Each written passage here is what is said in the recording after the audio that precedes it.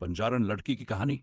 यह कहानी एक ऐसी लड़की की है जो सीमाओं और बंधनों से परे अपनी आजाद जिंदगी जीने का सपना देखती थी।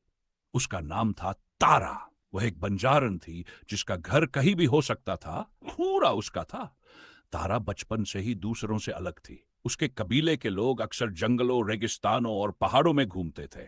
वे एक जगह ठहरते नहीं थे, और शायद यही तारा को सबसे ज्यादा पसंद था। उसे प्रकृति की हर छोटी बड़ी चीज से प्यार था। नदियों की कलकल, पक्षियों की चहचहाहट और ताजी हवा की महक।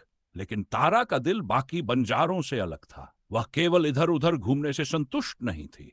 उसके भीतर कुछ बड़ा करने की चाहत थी।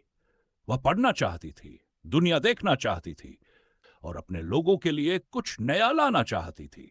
संघर्ष का सफर। तारा की यह सोच उसके कबीले के नियमों से मेल नहीं खाती थी।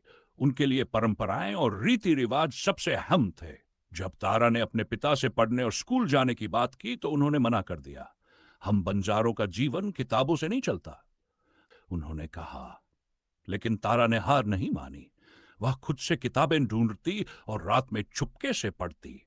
कभी किसी गांव में रुकते वक्त वह वहां के बच्चों को पढ़ते देखती और उनसे सीखने की कोशिश करती।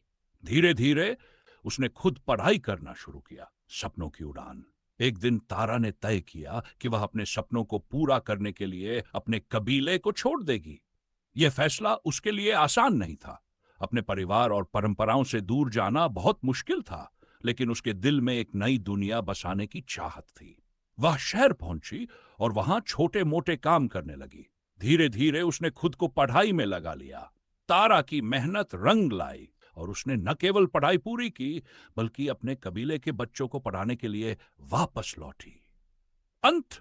तारा आज भी एक बंजारन है, लेकिन अब वह सिर्फ पहाड़ों और नदियों की ही नहीं, बल्कि सपनों और उम्मीदों की बंजारन भी है। उसने ये साबित कर दिया कि कोई भी लड़की, चाहे वह किसी भी पृष्ठभूमि से हो, अपनी मेहनत और जज्बे से अपनी तकदीर बदल सकती है। यह कहानी उन सभी लड़कियों के लिए प्रेरणा है जो अपने सपनों को पूरा करने का हौसला रखती है।